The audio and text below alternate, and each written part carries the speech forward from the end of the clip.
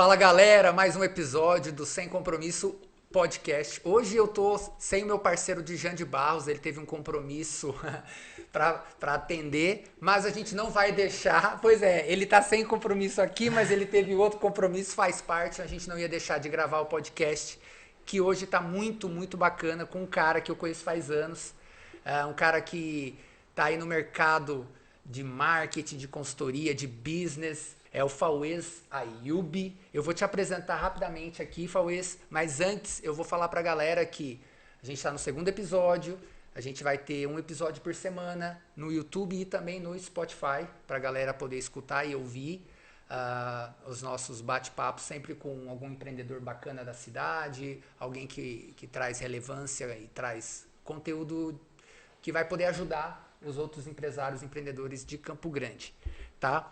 E hoje, além do convidado, Fauez, a gente sempre traz um tema para a gente debater, para permear esse tema em volta da sua história, do seu ponto de vista também, das coisas que você acredita e faz, tá? Qual que é o tema de hoje, de acordo com até com o que você tinha me passado um pouco da sua apresentação, de como você gosta de abordar as pessoas, enfim, que é a chave empreendedora para resolver problemas, tá? Esse é o nosso tema de hoje. E eu vou falar um pouquinho do que você me passou para a galera te conhecer também, tá? Fauez, que é consultor, é mentor, é trainer, o cara que é especialista em marketing, especialista em vendas e também é um entusiasta do empreendedorismo. E aí depois eu vou te apresentar mais. Eu quero te fazer uma pergunta antes. O que seria um entusiasta do empreendedorismo? Vamos lá. Primeiro, um prazer estar aqui com você mais uma vez, trocando ideia. Eu acho que de todos os nossos encontros, realmente saem boas ideias e boas lições. Um entusiasta do empreendedorismo nada mais é do que aquele que se encanta de ver pessoas tendo coragem de empreender ou de ter atitudes empreendedoras.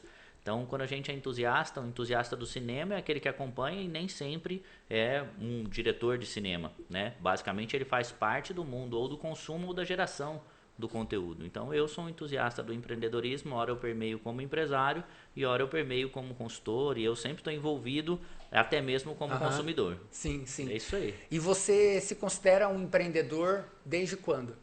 Eu me considero um empreendedor, acho que desde que eu nasci, né, cara? Eu sou Massa. árabe, sou descendente de libanês e eu acho que o libanês ele já nasce já empreendedor, né? Pode ser que essa definição é um pouco prévia, mas ou ele nasce porque ele tem um exemplo dentro de casa. Então eu sou descendente de libanês e os libaneses eles vêm com uma certa resiliência já, né? Como um ponto de partida de que independente do que acontecer, se você tiver, isso foi o maior ensinamento que meu pai me deu, que foi que se você aprender a vender, você nunca vai passar fome na vida. Ó, se você aprender a vender, você nunca vai passar fome. É. Cara, massa. O Bruno Van Enck, aquele cara que a gente até tava falando, ele fala, né, que só existe uma profissão no mundo, Sim. que é a de vendedor. Ou Você vende concorda? produto, com certeza. Ou você vende produto ou você vende serviço. E se você não vende nenhum dos dois, você acaba consumindo uma das duas coisas. E o tempo todo a gente está se vendendo, né? A sua imagem. Eu vi até que, ó, por exemplo, você tá todo alinhado hoje, tá vendendo a sua imagem pra galera que vai estar te assistindo, tá com a barba feita, cabelo alinhado. Isso faz parte do empreendedorismo, da venda? Acredito que sim. Acho que não só enquanto autoestima, mas principalmente como marketing pessoal. Sim. Né? Então, quando você pensa em se apresentar para alguém, principalmente aqui, que é uma geração de conteúdo, que nós não sabemos quem são os consumidores, acho que essa primeira impressão, seja por aparência, ela pode ser tomada um pouco mais de cuidado. Massa, massa. Cara, deixa eu te fazer uma outra pergunta. Você falou que você tem várias coisas, várias frentes de negócio, mas hoje você está atuando mais como consultor. Perfeito. Como que é um trabalho de consultoria? O que o consultor faz na empresa que alguém te contrata o seu serviço? Então, inicialmente a demanda vem em dois grandes momentos. Ou quando a empresa está nascendo ou quando a empresa está quebrando. Né? Então, são as 2 horas que as pessoas se atentam a essa demanda de pedir ajuda. Né? Um momento é por desespero, então está quebrando, eu não sei o que fazer, eu vou buscar com alguém que teve a experiência enquanto empresário ou enquanto consultor. Porque a vantagem de contratar um consultor é porque ele viveu essa experiência, seja na pele enquanto empresário ou com outros clientes que já viveram dificuldades ou até mesmo pontos positivos que nem eu te disse. Quando está nascendo é muito bom, porque você idealiza o negócio. Cara, tem que ser muito forte para provar e para mostrar e para assumir que você precisa de ajuda, que você está sendo fraco numa área da sua vida, do seu negócio, e você precisa de alguém que vai ter experiência, que já chegou naquele caminho, que vai poder te mostrar alguma coisa. Não é qualquer um que às vezes consegue deixar o ego de lado, né? Perfeito. E, cara, uma coisa, eu vou falar uma coisa que eu andei pensando esses dias assim. O que você me diz de consultor que nunca teve empresa e ele quer fazer consultoria na empresa dos outros? Eu não tenho um preconceito quanto a isso, porque eu acho que Tá. a formação, né, a parte teórica, ela é muito importante. Certo. Embora a união da parte teórica com a prática seja um modelo ideal, né? Mas eu não consigo menosprezar isso. Eu já tive algumas dificuldades, até me recordo numa posição, acredito que foi de um post que eu fiz, que gerou muita repercussão das pessoas que são dessa linha, como que se diz? Universitária, dessa parte, né, Didática, mais professoral. exato. Tipo assim. Então, assim, quando eu fiz aquele post que dizia assim, não adianta nada você ter doutorado, PhD, se você não tem as manhas. As manhas, eu vi. Então, acaba que nisso, as pessoas que vivem com essa busca apenas pelo conhecimento e não da prática, eu entrei num embate que eu acho que nem... Eu trouxe ele porque realmente são pontos de vista, são perspectivas, na verdade, onde eu valorizo muito essa teoria, isso em âmbito de pesquisa, em âmbito de formação, de títulos. Tá. Porém, eu acredito também que pessoas que não têm estudo, assim como nós vemos que os maiores bilionários do mundo não têm estudo. Não tem ensino superior. Não tem formação. Mas isso, que nem eu te disse, eu não consigo condenar o fato que eu acho que todo mundo tem algo a acrescentar. Mas quando alguém se coloca como consultor, que é uma profissão que foi realmente, não digo nem prostituída, mas essa nomenclatura gourmetizar, igual o coach. Exato. Né? Não aconteceu muito disso? Porque o consultor nada mais é do que o especialista em algo. Certo. Então você contrata um consultor de vendas porque ele é especialista em vendas. Consultor financeiro. Um consultor financeiro porque ele é especialista. Agora, quando colocaram que a pessoa que vende carro, que vende maquiagem, que vende qualquer coisa virou consultor, de fato você colocou o título de especialista para quem não deveria. Entendi. Então, acho que esse é um ponto que precisa ser olhado quando você vai contratar uma pessoa que se diz especialista. Ou ela tem um título ou ela tem especialidade. E a especialidade pode vir pela prática. Ou ela tem a prática, Isso. o conhecimento da causa ali, Perfeito. eu acho. Porque assim, nada ensina mais do que você fazer o negócio. Sim, com certeza. E você não, além de nada ensinar mais do que você fazer, nada de outra. Você não consegue aprender sem você fazer também. Além de ensinar melhor, você vai aprender melhor fazendo. Então, assim, às vezes eu já vi, cara, não sei, eu falo isso pra você, porque eu sei que você tem empresa e você é consultor. Mas eu já vi vários consultores que nunca tiveram CNPJ e eles... Cara, beleza, é importante ter a linha teórica, mas eu acho que a prática... igual tem uma frase, né? Na prática, a teoria é outra. Exatamente. Né? Então, eu acho que tem que ser casado, né? De repente. Eu acho que assim, tem pessoas que montam, acho que o empreender em âmbito de serviço te traz isso, né? Quando você presta serviço para outras pessoas, você aprende realmente em cada cliente é de uma maneira, cada demanda é de uma maneira. Então eu já atendi de pet shop até clínica de imunização. Então posso falar para você que assim, existem as similaridades, então assim, pessoas em todos os lugares elas são iguais. Sim. Uns atendem bem, outros não fazem o que tem que fazer, outros não deixam as pessoas trabalhar da maneira correta, outros não sabem qual é a sua função, e isso acontece em determinadas empresas. Mas também acontece do empresário não deixar o processo ocorrer. Então, se você contrata uma pessoa, vou te dar um exemplo. Você contrata um vendedor e toda vez que um cliente entra na sua loja, você levanta lá de dentro para atender o cliente, duas coisas você está fazendo. Primeiro, desperdiçando seu dinheiro, que você não precisava daquele cara para atender. Sim, se você está fazendo o operacional, né? Você está fazendo o operacional, você não está fazendo o relacionamento que era para você fazer, você não está fazendo a gestão do seu negócio. E aí você está ali desmotivando o seu colaborador a não praticar, primeiro, e a não poder provar realmente se esse cara faz a diferença na minha empresa, se o meu cliente está satisfeito com o atendimento dele e se ele está construindo aquilo que é a nossa proposta de valor aqui. Se eu vendo carro, se eu vendo roupa, se eu vendo imóvel, eu tenho que deixar o meu funcionário trabalhar. Então isso acontece muito, né? E principalmente dos empresários que se tornam parte do processo. E aí o negócio não tem como crescer. Massa, legal.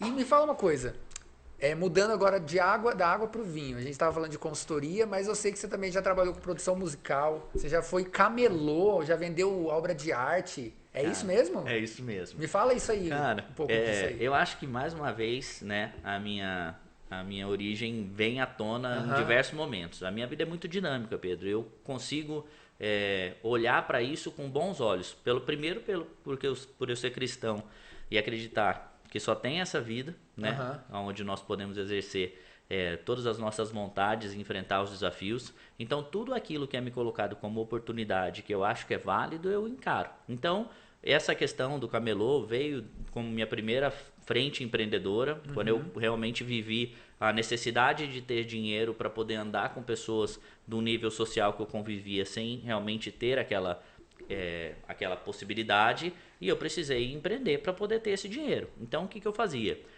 Eu frequentava muito o camelódromo, né? Aham. E continuo frequentando, adoro o camelódromo pelo tanto que eu aprendo, tanto com as pessoas, principalmente que são empreendedoras lá, quanto para entender a questão de consumo. Se você quiser entender realmente como que está o consumo das pessoas, o camelódromo é uma baita referência, porque tudo que você encontrar lá está alinhado com o comportamento das pessoas.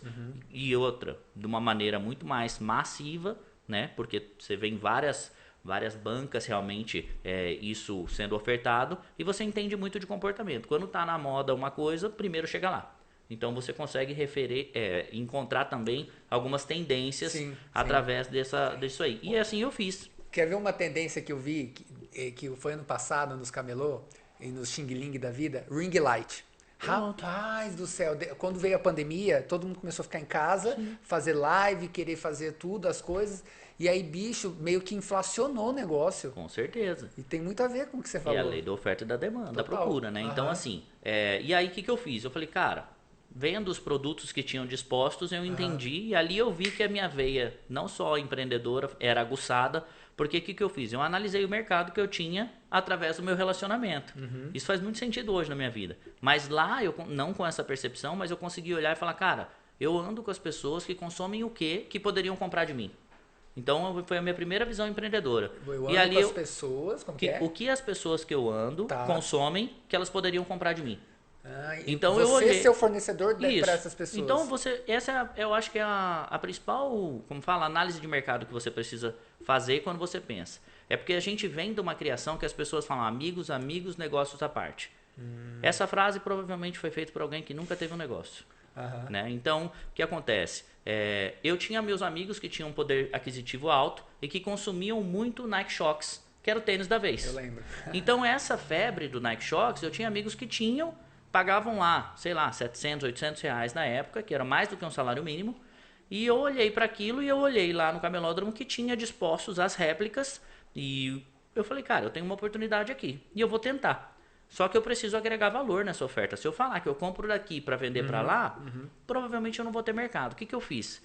Eu construí como fala, um prospecto, onde eu coloquei as imagens de todos os que tinham e o que não tinham, tipo um media kit, um catálogo? Eu fiz um catálogo. Olha. E eu tinha 13 anos. Eu fui lá na gráfica, fiz esse catálogo, plastifiquei, coloquei embaixo do braço e fui na minha roda de amigos. Nessa época tocava pagode, jogava tênis, eu convivia com uma série de pessoas que tinham potencial para ser meu cliente. E aí eu ofertava e o que eu fazia? Eu tirava pedido, cara. Só que eu vendia por metade do preço que era vendido na loja. E eu tinha uma margem pelo que eu pagava lá para eles. E eu dizia que era uma réplica, nunca falei que era original. E aí eu comecei a tirar pedido, cara. Tirava pedido. Você comprava no camelô e revendia. E revendia. Só que como que você agregava valor para poder vender um pouquinho mais caro do que o do camelô? Inicialmente pelo atendimento, certo? Segundo, porque eu tinha opções e tinha opções que não tinham, então tinha que encomendar. Eu respeitava esse processo de encomenda, o que trazia também um senso de como fala, de fornecimento. E aí o que acontecia? As pessoas escolhiam, às vezes compravam de 2, de 3, porque ia dar ainda o preço da loja. O cara falava, pô, eu vou andar, os caras sabem que eu tenho condição de comprar e ninguém fala. É igual um relógio falsificado, é igual são essas coisas que as pessoas usam como camisa, que a gente não sabe se é original ou não, mas a gente compra numa loja. Sim. E acabou que eu tive e eu comecei a ganhar dinheiro, cara, nisso com 13 anos. E as pessoas falavam pra mim um feedback que aí eu entendi que muito não é do que você vende, mas de quem você compra. E o valor agregado tá nas pessoas. Então as pessoas falam, cara, o tênis do Fauês é foda. O do Camelódromo é uma bosta, eu já até comprei. Mas os caras condicionavam o fato de ser bom pelo meu atendimento ou pela amizade que o cara tinha comigo, ou pelo que ele acreditava que eu era uma pessoa boa que não estava enganando ele. Porque ele não estava pagando o valor da loja. Ele estava pagando metade do valor da loja e muitas vezes usando aquilo que dava para ele. Não dava o conforto, talvez, que o outro dava, mas aparentemente ele estava satisfeito. Porque você criava um vínculo com a pessoa. E venda é vínculo. Aí E as eu pessoas vivi, sentiam mais cara. confiança de comprar de você. E aí a minha grana para poder acompanhar os meus amigos, para talvez matar os meus desejos na época que eu era jovem, isso foi legal. E o que você fazia com a grana que você ganhava com 13 anos? Eu consumia no final de semana, poderia sair com eles, porque realmente eu não tinha a condição de equiparar ao nível social. Então, para poder ir ao shopping almoçar no final de semana, para ir na baladinha, para poder ir num... Você reinvestia no negócio? Ou Eu não? consumia, porque se eu consumisse, eu também estava validando que aquilo era bom. Eu falava, cara, ó, só que eu tinha uso o da esse moda, aqui. e era o último. Eu sempre tive, talvez, o da minha realidade o melhor. E isso foi muito bom. Acho que eu vivi essa fase empreendedora enquanto jovem e aprendi muito sobre venda, sobre negociação, sobre realmente explorar fornecedores, porque cada vez que eu tirava mais pedidos eu queria pagar mais barato. Sim, então sim. aprendi negociação na prática ali. Negociação mesmo, massa. E, pô, sua família é árabe, seus pais também, seus pais, sua família, assim, restaurante, galeria, também tinha isso aí dentro de casa, negociação, comprar mais barato, revender, não sei o que e tal. Os meus pais, a minha mãe é pedagoga e o meu pai sempre foi comerciante. Então o meu pai, ele era professor de tênis, né? Foi profissional de tênis. E depois quando ele veio a trabalhar na parte de comércio junto do meu tio, foi através da galeria de arte e programa de arte pela televisão. Aqueles programas que vendiam quadro, tapete, depois do leilão de gado no canal do Boi, sempre foi da minha família. E ali também foi outra, talvez a minha maior escola foi isso, né? Eu vi meu pai trabalhar a vida toda, o meu tio, a minha família toda em volta desse projeto. Então você vendia para pessoas que você não conhecia através de um telefone e do que estava passando numa televisão. Ou seja, argumento de venda não existe melhor do que a televenda. Não existe como você criar para valorizar, além de todo o apresentador, aquele que está no telefone, para poder entender realmente disso e ficar ali sustentando, porque é um leilão, ou seja, você deu um lance, o que o cara já deu, eu preciso criar outro fator para ele poder aumentar o lance dele e aquilo continuar sendo o desejo. Então foi muito bom para mim, que desde carregar quadro, a operar a câmera, a vender, eu só não apresentei esse programa, mas eu pude aprender todas as funções ali também, que foi ali também que me despertou um pouco sobre a questão da consultoria, caractere. Eu fiz tudo para poder a coisa acontecer. E assim, meu pai, meu tio, minhas tias são exímios vendedores. Então ali mais uma vez eu me deparei com a diferença que um bom vendedor faz dentro de um negócio. Deixa eu pegar esse gancho e te fazer uma pergunta. O que na sua opinião, é um bom vendedor? Um excelente, exímio vendedor, igual você aprendeu com a sua família lá. Cara, o que um bom vendedor tem que ter? Eu acho que ele tem que ter realmente bons argumentos. Um vendedor, porque realmente a venda acontece quando acabam os argumentos. Então, assim, as contestações, né? Então, assim, as objeções. Então, se você liga para comprar um quadro, né? Quais são as objeções disso? Pô, você vai valorizar a parede, você vai valorizar a história do pintor, você vai falar que isso é um investimento, você vai falar realmente qual é essa série, você vai contar um pouco da história, né? Dessa linha, desse tema. Então são muitas as coisas e os argumentos que você pode trazer para uma apresentação como essa. E aí quais são as objeções realmente? Poxa, será que esse é um bom investimento?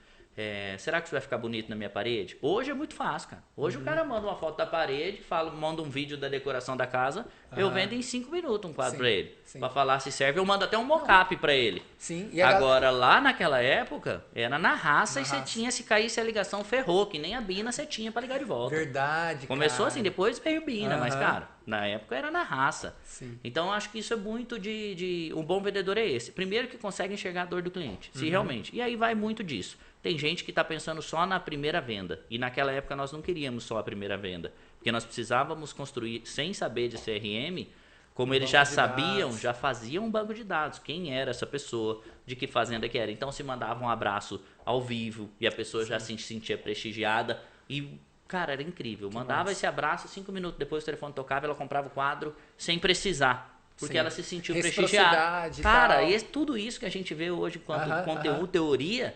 eu já conseguia relacionar com a prática. Isso é muito legal. Eu aprendi demais, cara. Eu sou, assim, muito grato por tudo que eu pude viver com a minha família, assim, e aprender dentro de casa. Que massa, cara. A minha história, eu não tive isso dentro da minha casa, sabe? Se eu fosse dependendo dos meus pais, eu não seria empreendedor. Eu Não.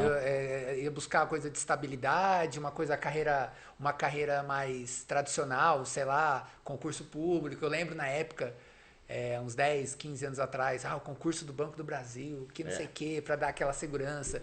E aí minha mãe sempre foi dona de casa, meu pai mexia com fazenda, só que ao mesmo tempo eu tinha insegurança de alguns investimentos, nunca foi empreendedor assim de tipo, empreendedor assim de CNPJ, de empresa tal, mas é um cara que não, Não, mas o agronegócio o agro é muito forte, com muito forte, certeza. você sabe. E aí, já entrando no negócio do agro, eu sei que você também é veterinário e já trabalhou já vendeu para fazendeiro, para pecuarista.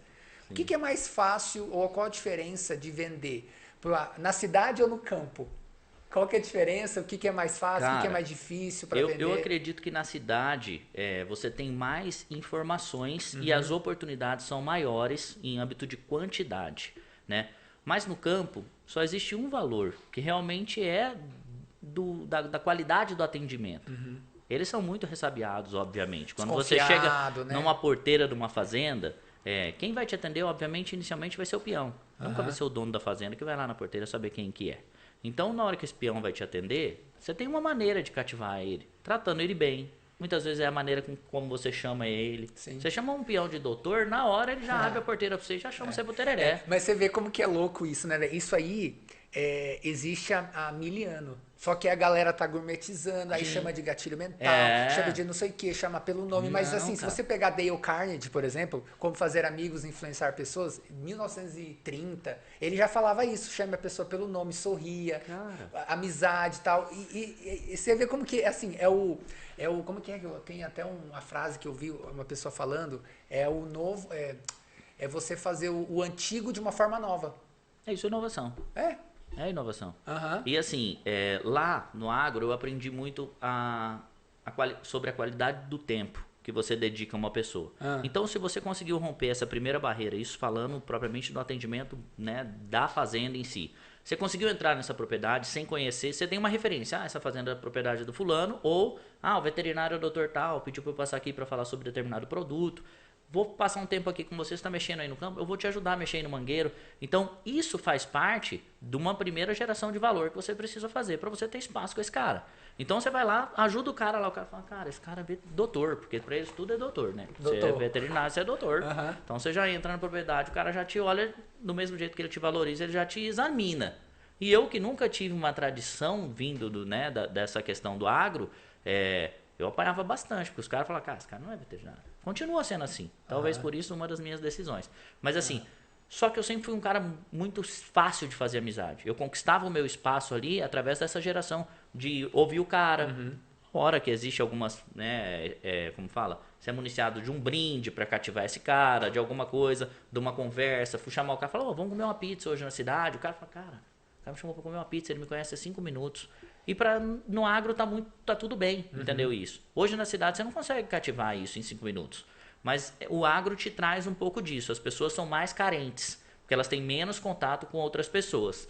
Nas lojas agropecuárias já não. A diferença é que se você realmente agrega no resultado desse cara. Então, o meu espaço que eu conquistei enquanto veterinário foi, eu entrava na loja, eu não estava preocupado em vender para o cara que era o comprador da revenda. Eu estava preocupado em tirar o meu produto da prateleira para poder ter espaço para ele comprar de novo. Então, toda loja que eu entrava, o próximo cliente que entrava, eu atendia e vendia um produto meu.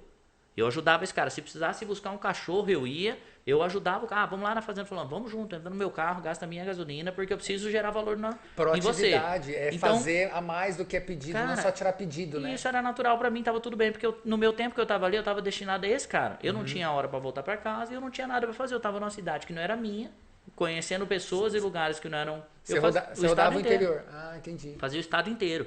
Então eu vivia essas experiências e tudo eu tratava como uma oportunidade. Ou de conhecer alguém, ou de aprender alguma coisa. Então acho que hoje, com o conhecimento, eu tenho como falar, cara, lá eu fazia isso sem saber que estava fazendo. Né? Era muito da essência e daquilo que eu tinha aprendido quando era moleque. Ou enquanto jovem. Então assim, eu acho que tudo passa pela venda, mas realmente as pessoas é o principal, entendeu? As pessoas são o principal ponto que nós precisamos olhar, analisar para falar, cara, o que eu tô tirando disso aqui? Com esse cara aqui que eu posso aprender e com aquele aqui que eu posso ensinar. E eu acabo vivendo isso aí hoje. E se você olhar, tudo cai em pessoas. Né?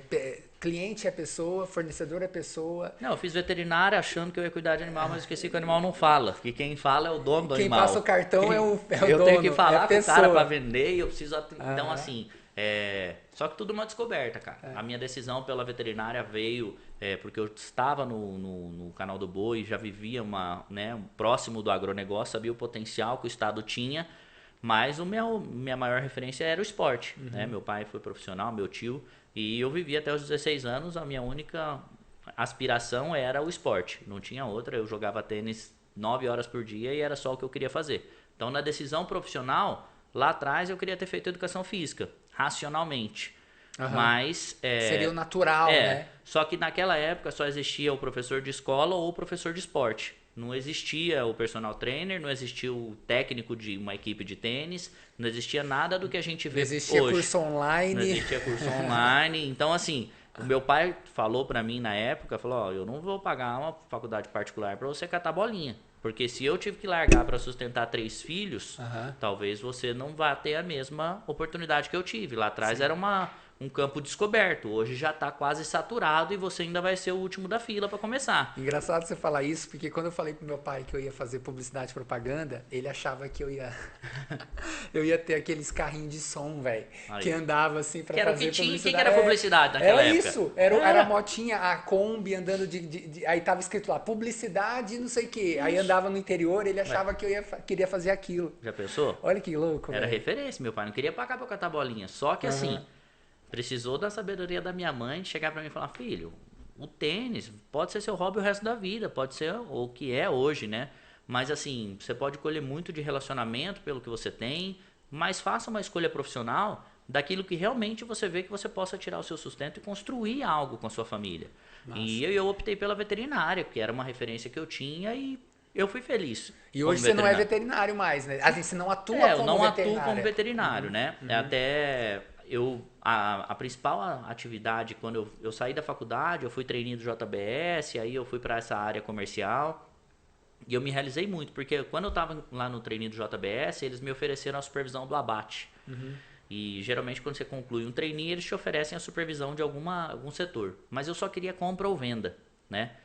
Primeiro porque eu tinha 21 anos quando eu me formei, e aí eles me ofereceram a supervisão do abate, que eram 60 pessoas com uma faca na mão, e que se aquilo não corresse bem, nada acontecia dentro de um frigorífico. Ou seja, era a maior responsabilidade técnica dentro de um frigorífico. E se meu cachorro precisasse que eu desse comida para ele todo dia, algum dia ele ia ficar sem comer. Eu não tinha responsabilidade nenhuma com 21 anos. E aí eu chamei o gestor e falei, olha, desculpa, mas eu não vou aceitar esse cargo do abate, porque primeiro que eu não sei nada, se uma mulher chegar aqui com a instrução que as pessoas têm, os problemas sociais que elas enfrentam, ora por violência doméstica, ora por alcoolismo, que é os principais problemas que tem em âmbito de indústria, eu não vou saber conduzir. Então eu não tenho nada para agregar na vida dessas pessoas, eu não quero assumir para ganhar só o dinheiro do supervisor, que talvez é muito bom. Como trainee já era o melhor salário da minha turma, de quem tinha formado comigo. Então eu falei, cara, se não tiver para comprar boi ou para vender carne, eu não quero, pode me mandar para Cacoal, lá em Rondônia, que eu vou. Não tem problema nenhum. Para chegar até trainee foi 10 entrevistas, só queriam saber se você tinha disponibilidade de falar alguma língua. Foi os maiores desafios dessa seleção. Mas aí aconteceu que eu pedi para sair e eu falei, cara, e agora? Eu saí da maior empresa do mundo do meu segmento, eu vou fazer o quê? Vou buscar a segunda ou vou ter que me reinventar? E aí foi a hora que a veia da minha mãe, como pedagoga, falou, ó, você tem que se qualificar. Eu fui embora para São Paulo para estudar, fiz gestão e estratégia do agronegócio lá, que também não fez sentido para mim naquele momento, porque era só, tinha um cara que era o rei do café, o outro tinha morado em 5 países, o outro já tinha dirigido 10 indústrias. Falei, cara, eu tô no começo da minha carreira, isso aqui ainda não faz sentido para mim. E aí eu optei por sair e viver outras experiências. Foi aí que eu entrei na música. Entendi. Deixa eu te fazer quero fazer um paralelo com você. Você falou que jogou tênis, veterinário e tal. Eu sou DJ também.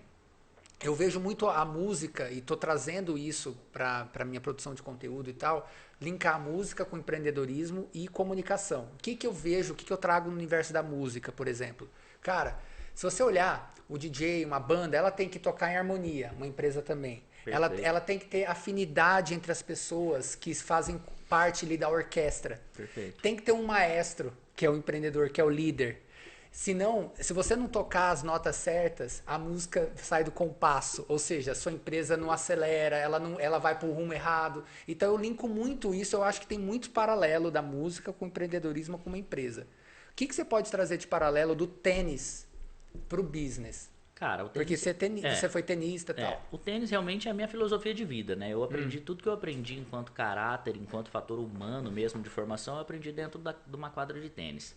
E o tênis ensina, né, a primeira máxima é um esporte que antigamente se falava que o tênis era um esporte de cavalheiros, mas não era porque era um esporte masculino apenas, mas era porque realmente a maneira com que você conduzia, né, o tênis, você era na vida. Você não pode ser um cara que, por exemplo, se você a bola foi boa, foi fora, você disse que foi boa, a bola foi boa, você disse que foi fora, dentro de uma quadra, provavelmente aqui fora você também faz determinadas atitudes assim de tomar vantagem sem merecer. O jeito que você faz uma coisa é o jeito que você faz qualquer coisa. Então, e aí o tênis acabou ensinando isso e meu caráter foi forjado ali dentro. E assim, cara, o tênis, pra você ter ideia, diferente da maioria dos jogos, o tênis é um esporte de erros. Diferente de um futebol que ganha quem faz mais gols, o tênis ganha quem erra menos. Nossa. Então, assim, na vida profissional, no âmbito empresarial, você também, se você errar menos, muitas vezes você não vai ser a maior empresa, mas provavelmente você vai amadurecer ao longo do tempo e a sua empresa vai permanecer viva. Então, você não precisa ser a empresa que tem mais recurso, mais pessoas, um quadro, uma folha gigantesca, mas você pode ser uma empresa que seja sólida e vá crescendo diante do seu tempo e das suas possibilidades. Então o tênis ensina isso, que se você errar menos, você vai ganhar, porque o cara vai errar mais. Sim. E quem errar, provavelmente vai perder. Então assim, isso também eu levo diante da minha vida. Massa. E cada vez o tênis também proporciona que eu me conecte com pessoas, em cada partida, pessoas diferentes. Então me traz muito relacionamento. Sim.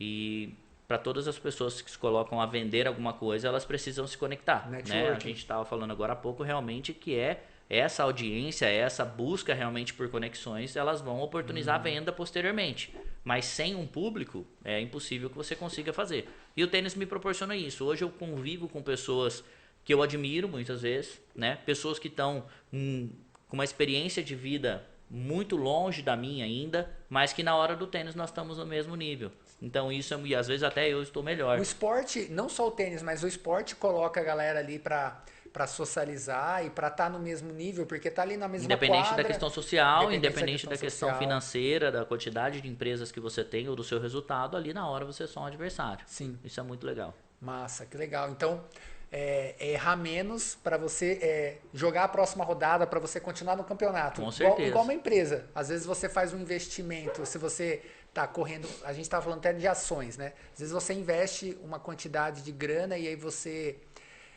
por exemplo, arrisca tudo que você tem num lugar só, bota tudo ali. Se você quebra, você não consegue jogar a próxima rodada. Então você tem que diversificar e não só querer acertar, mas errar, preocupar em não errar tanto, né? Tipo isso no tênis. Com certeza. Não, a questão da segurança, e aí não propriamente da segurança, porque todo esporte de alto rendimento, ele exige que você seja ousado nisso, se qualifique principalmente. Sim. Porque se o cara quer evoluir, ele precisa fazer aula, ele precisa jogar mais. E na vida é assim também. Se você não for, eu vou me comunicar, eu vou testar essa ação, eu vou contratar mais pessoas, eu quero crescer, né, ter mais resultados, eu preciso mover alguma coisa. Porque querer resultado diferente fazendo a mesma coisa... Não dá. Insanidade. Então, acho que o tênis me traz isso e toda vez, e o tênis além de ser minha válvula de escape, aquilo que minha mãe falou lá quando eu tinha 16 anos, fez muito sentido. Todas as vezes que eu me encontro no nível de estresse ou de dificuldade, o tênis é a minha válvula de escape mesmo, onde eu consigo desligar, porque se você estiver pensando em qualquer outra coisa dentro da quadra, provavelmente você não vai conseguir render. Você não fica concentrado ali, né? E aí quando você provavelmente joga tênis, quando você tá com seu filho, com a sua esposa, de repente você dá uma... Não, é necessário. Isso é uma das coisas que, para não cair num burnout, alguma coisa do tipo, é necessário que você tenha essas válvulas. E para nós isso não é nem válvula, isso aí realmente são as prioridades. Massa. Cara, você já vendeu um monte de coisa que você falou. Me fala uma coisa que você ainda não vendeu, mas que de repente você toparia começar a vender, que você gostaria de vender na sua vida. Cara, mas você não vendeu ainda. Uma coisa que eu nunca vendi foi carro. Né? Além dos meus, mas assim, eu nunca fui um vendedor de carro, né? Nunca foi uma atividade principal minha. Mas eu não teria problema nenhum. Esses tempos, até durante a pandemia, era dos mercados que estava mais apurado, porque as fábricas fecharam e aí não tinha carro, o seminovo esquentou. Eu tenho algumas referências, como o Serginho, como outras pessoas assim. Inclusive o Sérgio, eu vou convidar ele pra gente bater um papo ser aqui humano, é um cara muito diferenciado. Muito. E aí, olhando para aquilo, eu falei, cara, pode ser uma oportunidade, né? Eu não tenho humildade de poder assumir qualquer outra coisa profissional, né? Não é, eu não estou sentado em cima de um trono de falar, o Fauês está ali e hoje está vendendo carro. Deve estar quebrado. Para mim, pouco importa o que as pessoas pensam. Importa realmente aquilo que eu tenho enquanto oportunidade. Se faz sentido para mim, eu vou fazer. Então, vender carro é uma coisa que eu nunca fiz. E imóveis também, né? Formalmente era uma coisa que eu nunca tinha atuado ainda. E durante a pandemia aproveitei para me qualificar. Era uma coisa que eu tinha vontade, não só pelo meu pai, mas assim, eu já vivia muito em meio a algumas negociações imobiliárias, de fazenda e tal. E eu vi uma oportunidade em me qualificar e tirar meu CRES para poder realmente formalizar essa atuação. Então, e assim eu fiz. Também tenho hoje essa atividade, mais essa frente aí, que é a parte do corretor imobiliário. Massa. Você, quando me passou uma descrição, quando você me passou uma descrição sua, você falou assim, cara, onde tem problema, tem solução.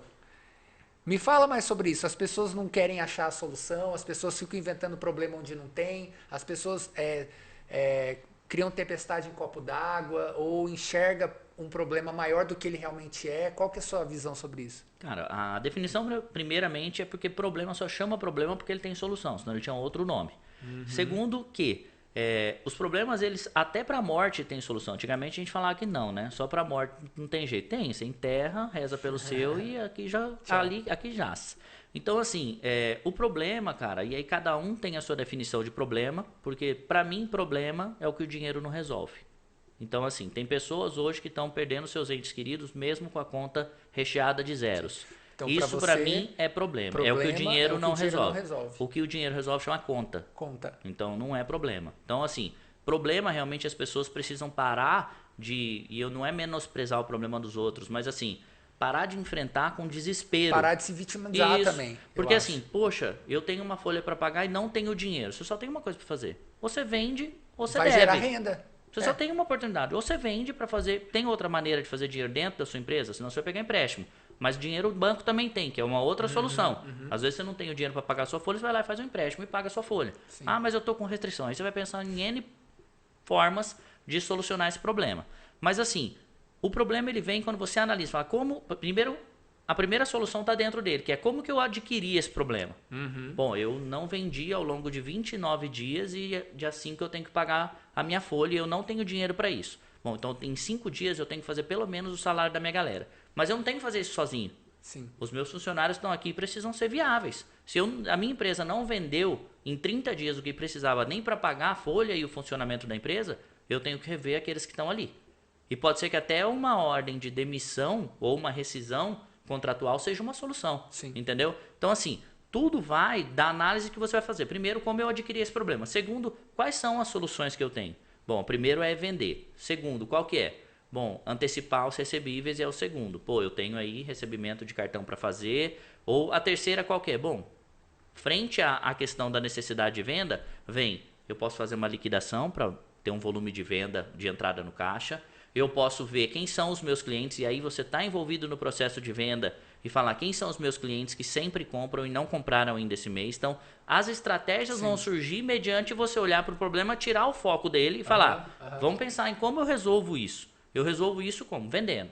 Então, não tem como você resolver a necessidade de dinheiro sem vender. A outra questão, que nem eu te disse, problemas que não tem solução. Eles já estão solucionados. Está. Deixa o imposto quieto lá. Você vai pagar as pessoas ou vai pagar o imposto? Você vai pagar as pessoas. Depois pode vir refis, pode acontecer N fatores. Parcela. Mas toca para frente a sua empresa. O que acontece é que muitas pessoas falam, mas eu não posso dever imposto, bitola naquilo e gera outro problema. Porque você não pode dever as pessoas. Se você tem uma empresa que depende das pessoas, você não pode dever essas pessoas. Sim. Então essa é a prioridade, mas eu sei que muita gente na prática fica ansioso, não dorme, toma remédio, aí fica doente, somatiza, e aí um problema que o dinheiro não resolve. Sim. E aí você, focando nisso, você não está colocando a energia onde deve estar, na solução daquele problema. Exatamente. Igual, tipo, você não consegue enxergar a floresta olhando para uma árvore assim na sua cola. Exatamente. Você tem que Isso é nível de perspectiva mesmo. E aí não Olhar tem como. macro. Você está em cima do problema, sentado nele a maioria das vezes e não quer levantar. Sim. Esse é o primeiro ponto. As pessoas não querem levantar Sim. e enfrentar. E olha que louco, eu vi uma história uma vez que tinha um cara que ele foi sempre abastecer num posto. E aí, no mesmo dia ele foi 2 vezes no posto. A primeira vez ele viu um cachorro deitado numa cama de prego. Aí ele olhou assim, ele falou, beleza, foi embora. Voltando da fazenda, foi lá atender os veterinários, voltando da fazenda no final do dia, parou para abastecer a caminhonete no mesmo posto, o cachorro ainda estava lá na mesma cama de prego. Aí ele perguntou pro frentista, cara, e aquele cachorro lá? Ele tá de boa, tá dormindo? Ele fica lá na cama? Não, ele fica lá de boa. Mas é prego que ele tá deitado? Sim, é prego. Vamos lá tirar ele. Não precisa, porque se tivesse doendo o suficiente, ele levantaria. Não tá doendo o suficiente. Então, às vezes, a pessoa, ela tá focando no problema, mas às vezes o problema não é tão grave assim, ela aumenta o negócio e não resolve. E porque o problema não tá doendo, não tá machucando de verdade. Então, assim, às vezes a pessoa fica só nessa enrolação, ela não consegue resolver, ela não foca no problema de verdade, ela fica somatizando e criando novos problemas onde não tinha. E muita gente também cria algumas distrações para não enfrentar o problema maior, que é o enfrentamento com aquilo que faz sentido. Então, assim, tem gente que tem, eu resolvi empreender. Tá, mas por qual motivo que você resolveu empreender? Porque eu queria ganhar dinheiro. Não me contaram que tinha que pagar imposto, pessoas, que eu achei que era você vendia e botava o dinheiro no bolso. Mas não contaram. Mas não é que, assim? Não, ninguém contou que tinha que pagar o fornecedor, que tinha que pagar o insumo, o imposto e que sobrava bem menos do que você pensa. Mas você que escolheu isso. Ninguém bateu na sua porta e falou, Pedro, vambora, chegou sua hora, tem que abrir o CNPJ, vai no contador, vai na junta e faz tudo, porque a arma tá aqui na sua cabeça e é a sua vez. Você tem que gerar emprego. Sim. Você não vai estar falando do governo aí, você tem que gerar emprego. Ninguém te obrigou a isso. Foi uma escolha. Ou você faz parte do processo empreendedor de alguém, ou você empreende. Sim. Você só tem essa forma, pelo menos, de levar a vida que eu conheço. Então, assim, quando as pessoas escolhem isso, elas escolhem junto disso os problemas que o empreendedorismo traz. Total. E esses problemas têm solução. Ora, se você se qualificar e buscar conhecimento, buscar ajuda, conexões, você vai realmente enfrentar isso com mais tranquilidade. E até o ponto de falar, cara, isso não é para mim, ou esse momento, ou esse negócio não dá mais. E o fato de parar é resolver problema também. Mas eu vou parar, eu vou dever. Cara, pensa bem. Se vende a sua operação, se ainda é plausível, porque geralmente as pessoas vendem quando estão quebradas, né?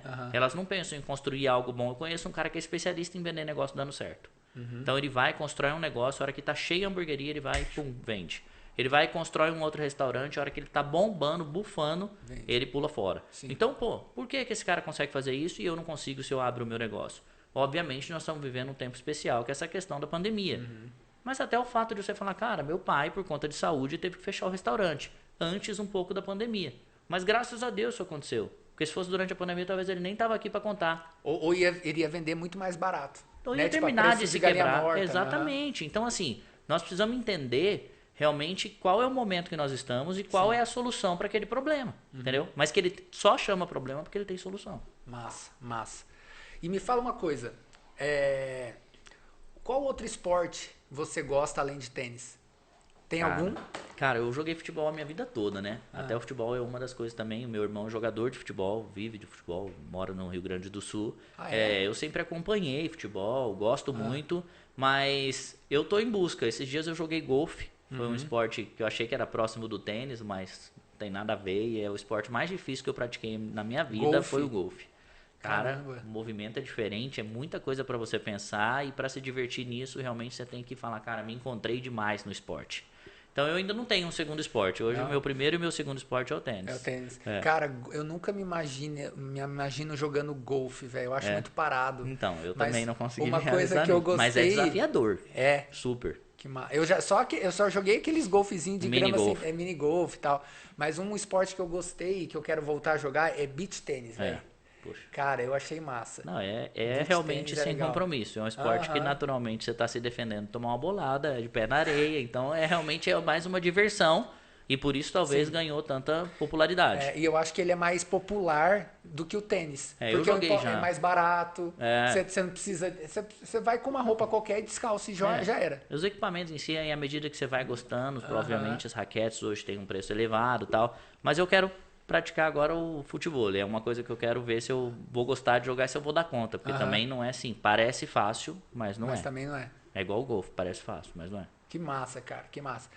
Cara, chegando na parte final aqui do nosso papo, você tá gostando? Fala aí o que você tá achando. Cara, tô achando sensacional. Tá É de uma boa? coisa que eu já tive vontade de viver realmente. Acho que é um formato de conteúdo que permeia aí hoje no dia a dia das pessoas, de poderem ouvir no carro, na academia. Eu acho que é algo Legal. muito bom de gerar esse conteúdo nesse formato. Você consome esse formato? Eu consumo bastante. No momento da academia eu nem tenho ouvido música tanto assim. Consumo alguns podcasts, como Desobediência Produtiva. Legal. Do Ivan Moré, né? Do Ivan Moré, o Foda-se com PH, que é o do Bruno Vaen, que tem alguns que eu gosto bastante. Massa. E principalmente de temas que eu não acabo consumindo conteúdo de qualificação em si.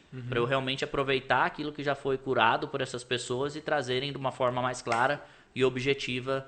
O formato de podcast ele tem essa dinâmica e eu gosto bastante. Acho que para mim também está sendo uma experiência bem legal. Que massa, que massa. Sobre o tema que a gente falou, né? A chave empreendedora para resolver problema. Pô, a gente falou muito sobre isso. E se você pudesse resumir em uma frase, qual que é a principal chave para resolver os problemas do empreendedorismo ou que você usou na sua vida para resolver os seus problemas, na sua empresa, na sua vida? Cara, acho que tudo parte de uma pausa, né? De uma pausa. De uma pausa. Tudo parte de uma pausa. Então, se você conseguir parar para olhar para aquilo e falar o que eu vou fazer com isso, porque se você não fizer isso, isso vai fazer algo com você sem você querer. É aquela decisão que você não toma e é tomado. Então, assim, se você tem um problema hoje, fala, cara, a minha empresa hoje tem uma folha muito grande, diante da pandemia eu estou sofrendo muito por conta de poder operar até determinada hora, e eu posso trazer um exemplo de restaurante, por exemplo. Se você já não estava pronto para atender com delivery, por exemplo, realmente vai ser muito difícil você emplacar agora, né? Por quê? Porque você vai ainda ter que cativar, conquistar alguns clientes para esse comportamento. Você vai entrar agora na maior fila que tem, seja num aplicativo, né, como um iFood da vida e tudo mais. Cara, não é simples, mas é possível. Só que se você não começar agora também, você pega, passa o cadeado, fecha a sua empresa e pronto. Então é uma decisão. Ou você vai falar, não, eu preciso me reinventar. Tocar um restaurante hoje com a folha que tem, com toda a estrutura que tem, até 9 horas da noite, é muito difícil. Mas é possível. Tem pessoas que resolveram empreender agora dentro de casa e criaram um delivery para entender esse comportamento. A questão do varejo, né? Eu tenho clientes do varejo que eu falo para você, a pandemia, ela trouxe uma nova forma de se consumir. Tá bom, mas todo mundo tá sabendo disso, uns chamam de novo normal e tudo mais. Mas o que você está fazendo para isso? Então vou dar um exemplo para você. A loja de roupa feminina tem costume de mandar uma sacola condicional para casa das pessoas. E aí, hora deixa numa portaria, coloca num porta-malas. E tem gente que nem prova essa roupa. Eu falo porque eu já vi muita sacola bater lá em casa e voltar sem passar o zíper. Porém, o que eu queria falar para vocês era o seguinte. Não chegou a hora, será, da gente cuidar desse processo com mais carinho? O que eu vou fazer para que a minha sacola seja diferente da sacola do outro? Para na hora que essa pessoa chegar, ela falar, não, eu vou comprar com essa porque olha o cuidado que ela está tendo, olha a pessoalidade que ela está tendo, olha o que ela inovou nesse processo. A percepção de valor, né, que você vai mostrar para o cliente até na hora de entregar ali o delivery. A solução vem de fazer alguma coisa diferente. Porque fazer o mesmo você vai dar de cara com o problema. Sim. Então, ou eu faço alguma coisa diferente para desviar esse problema, para posteriormente, ou eu deixo ele aqui e falo, não, daqui a pouco eu resolvo você, porque senão eu vou abraçar você e não vou conseguir resolver as outras coisas que eu tenho. Então, por isso essa pausa. Eu acho que parar e olhar para o problema e pensar como eu posso resolver, quais são as possibilidades, às vezes a resposta não está em você. Você precisa de outra pessoa. Traz alguém do seu time para conversar sobre isso. Traz um consultor. Busca uma pessoa de fora, um consultor. Ou até mesmo faz esse relacionamento com outros empresários que talvez... Esses dias eu estava lendo, o cara falava o seguinte, você não é especial por estar passando por um problema. Alguém já passou por esse problema e resolveu ele. Certo. Então o desafio está em buscar pessoas que já passaram por determinado problema ou algo parecido para você poder falar, cara, como você passou por isso? Pedro, eu fiquei sabendo que você também, na crise de 2008, também passou por uma dificuldade lá na sua empresa. Como é que você passou por isso? Cara, você vai falar. Você sabia que quando você acha o quem, você tem 40% do problema resolvido? Olha aí. Porque as pessoas focam em o que fazer, como eu vou fazer, por que eu tenho que fazer tal coisa. Se você achar o quem, ele te dá essas respostas. Então tem muito a ver com o que você está falando. Exatamente e você isso. me falando isso, eu chego a pensar que muitas vezes a resposta está no seu próprio cliente. Porque ele compra ou porque ele deixou de comprar. Então, para quem está buscando realmente a solução dos problemas, ótima percepção. E aí talvez esse cliente que acabou de sair da sua loja tenha a resposta do porquê que ele chegou até lá. Por que ele decidiu você frente a tantas opções que ele tem. Então o que acontece é que, logicamente, na questão da maturidade empreendedora, as pessoas não buscam evoluir, elas querem fazer a mesma coisa ou mais fácil. E aí elas vão ter que colher alguns probleminhas a mais. Massa. Então, a chave principal na sua visão é a pausa e olhar e talvez mudar, tomar uma decisão ali de fora, assim. Com Pausar, certeza, mas eu refletir. acho que você Legal. foi muito feliz quando falou realmente do buscar O quem? Eu acho que é Massa. uma Quando eu questão... entendi isso, virou uma chave, assim, pra mim, sabe? Falei, cara, assim como o problema que alguém já passou ou vai passar por aquele mesmo problema que você tá passando hoje, é a mesma coisa da ideia. A ideia que a gente tem, alguém no mundo vai ter ou já teve. Porque a gente tá todo mundo tá fazendo o mesmo download da Sim. nuvem universal aqui. Perfeito. Né? Só que aí, o que muda? É a execução. Ação. A ação é você fazer e não só ficar pausado para sempre. Pausar um momento, mas depois entrar em ação. Com né? certeza. É muito louco. Você falou que estava lendo sobre isso, né? O que você está lendo hoje? Qual que é um livro? Você está lendo algum livro Cara, hoje e tal?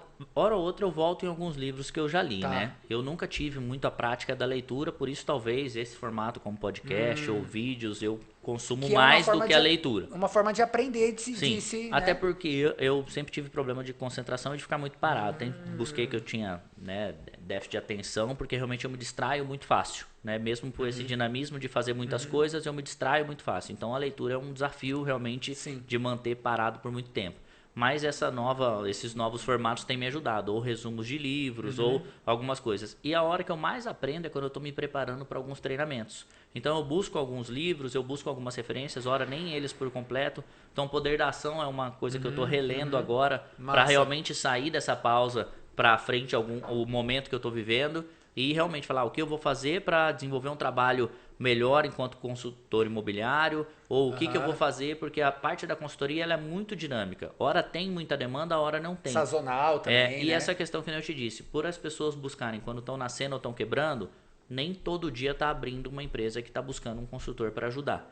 E principalmente pelo investimento que é ter mais um custo no início. Sim. Mas quando as pessoas estão encerrando as suas jornadas ou passando pelo maior problema ou dificuldade, elas não têm muitas vezes a capacidade de investimento. Embora eu apresente uma proposta de viabilidade junto às minhas propostas, eu trago com uma nova vontade que realmente é aquilo que eu tenho me realizado, que é dos treinamentos.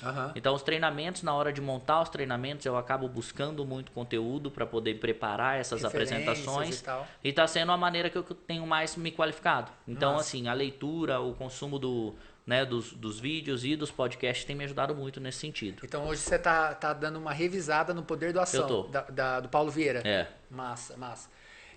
E pra gente, eu gosto de fazer umas perguntas assim, chaves, assim, para ter umas respostas de bate-pronto no final do podcast, tá? Vamos lá.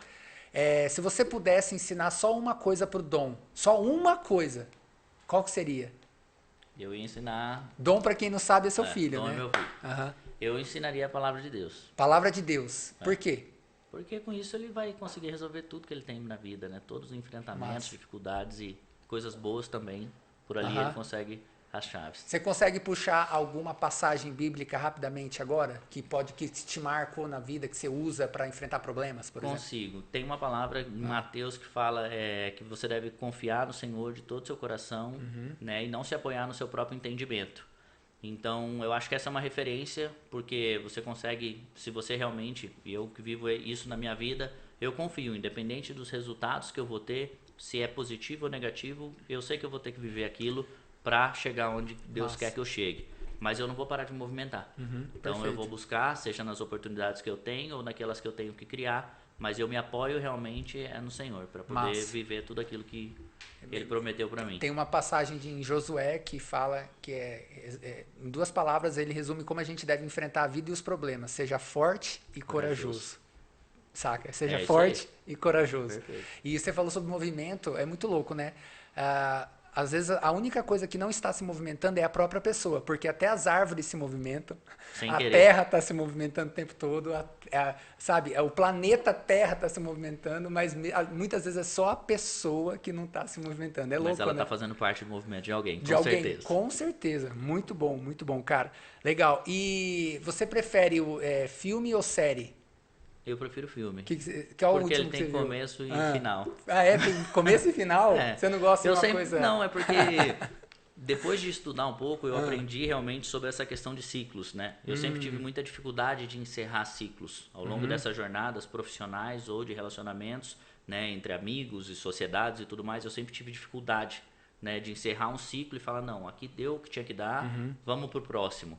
E aí a minha profissão hoje me permite enfrentar isso com mais naturalidade. Então encerrar uma empresa é sinal de maturidade, falar, ó, encerra aqui, vamos pro próximo desafio, né? Então trocar de profissão também é uma mudança natural. E, cara, eu acho que eu não aproveito muito essa questão de acompanhar filmes que lançam ou que não, mas eu assisti ultimamente, não é porque eu prefira, mas eu assisti aquela série Inocente agora no Netflix. Eu acabo assistindo coisas que não tem nada a ver com o meu cotidiano e com as coisas que eu vivo realmente para dar uma arejada na... Igual o tênis faz pra você, né? Igual o tênis. Eu busco realmente assistir isso, porque se eu for assistir série de negócio, filme de negócio, eu tô morto. Não dá pra ver só isso, né? Por mais que eu goste de uma outra coisa que refere nessa questão. Eu tava assistindo esses dias Suits, sabe? Suits. Eu achei legal, tô gostando, assim, e sabe? lá em casa também a gente assiste muita coisa, ou infantil ou essas séries mais românticas pra gente aproveitar o final de semana. Qual que é a idade do seu filho? 6 anos. 6 anos. Você já assistiu muito Galinha Pintadinha, essas coisas? E lá atrás eu assisti, mas já assisti, acho que todos os capítulos Mundo Bita. de Chiquititas, Carrossel, Poliana, essas porra. Lá em casa nós já zeramos algumas séries. Acho que foram as únicas que eu zerei foram com ele. Essas. Que massa, velho. Bom, é isso. E pra gente encerrar, qual que é uma mensagem final que você pode deixar pra galera que sei lá, que reflete um pouco do Fauês aí, um pouco de como que você faz negócio? Só pra gente encerrar.